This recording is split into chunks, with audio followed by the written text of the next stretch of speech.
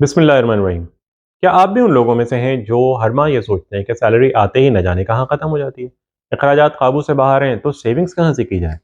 Revenue के नए avenues पर गौर करते हैं, लेकिन ये तो सिर्फ एक ख्वाब लगता है। आप अकेले नहीं। आजकल बहुत सारे लोग इन मसाइल में घिरे हुए हैं।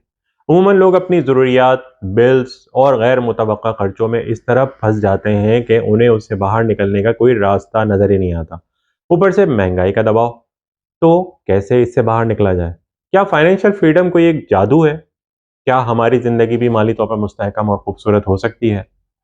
फाइनेंशियल फ्रीडम कोई जादू नहीं है, it's not a rocket science. ये तो एक हिकमत अमली का नतीजा है, जहां पर सही फैसले, अपनी आदतों में कुछ तब्दीलियां और एक वाज़ेह प्लान आपकी ज़िंदगी को माली तौर पर मुस्तहकम और खूबसूरत बना सकती हैं। इस सिलसिले में पहला कदम अपने फाइनेंशियल गोल्स को वाज़ेह करना है। सोचें आप अपने आइंदा चंद सालों में क्या करना चाहते हैं? क्या आप घर बनाना चाहते हैं? क्या आप अपने फाइनेंशियल एसेट्स इंक्रीज़ करना चाहते हैं? क्या किसी पुराने कर्ज़े से जान छुड़ाना चाहते हैं? अपने माली अहदाफ को लिख लें, फिर उन्हें छोटे डूएबल स्टेप्स में तक़सीम करें। अब जबकि आप वादे कर चुके हैं कि आपका मकसद क्या है, तो अपने बजट्स पे तवज्जो दें। अपनी मंथली इनकम और एक्सपेंडिचर को मॉनिटर करें, गैर ज़रूरी खर्चों को ख़त्म करें और सेविंग को फोकस करें। इस सिलसिले में आसान फार्मूला 20-80 का है कि हर माह अपनी इनकम का 20% आप अपने सेविंग्स में मूव करें और रिमेनिंग 80% में अपने एक्सपेंडिचर को मैनेज करने की कोशिश करें। अगर आपको ये मुश्किल लगता है तो मूव करें और अपने रेवेन्यूज़ पर फोकस करें कि किस तरह मैं अपनी ज़िंदगी में नए एवेन्यूज़ जिनसे मैं अपने रेवेन्यू को जनरेट कर सकता हूँ, उन पे फोकस कर सकता हूँ।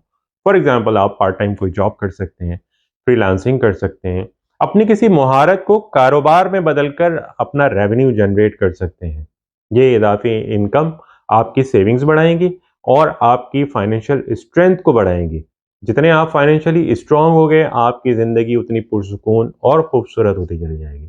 फाइनेंशियल फ्रीडम की राह की एक बड़ी रुकावट कर्ज़ है, ख़ास तौर पर जबकि वो इंटरेस्ट बेस्ड हो, क्योंकि वो हमारी इनकम का बड़ा हिस्सा हड़प कर जाती हैं।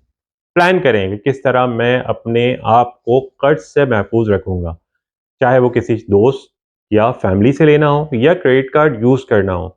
एक आसान तरीका यह है कि आप अपने एक महीने के खर्चे अपने अकाउंट में रिजर्व के तौर पर रखें, क्योंकि अगर किसी वजह से भी सैलरी आपकी लेट होती है या आपको देर से मिलती है, तो अपनी रिक्वायरमेंट पूरी करने के लिए आप अपने रिजर्व्स को यूज़ कर सकते हैं। लेकिन याद रखें, जैसे ही आपकी सैलरी आपके अकाउंट में ट्रांसफ़र होगी, तो फिर वो आप अपने रिजर्व्स को मेंटेन करेंगे। And the most important, investment सीखें। सिर्फ पैसा कमाना और उसे बचाना ही काफ़ी नहीं है, बल्कि उसको समझदारी के साथ इन्वेस्ट करना भी ज़रूरी है।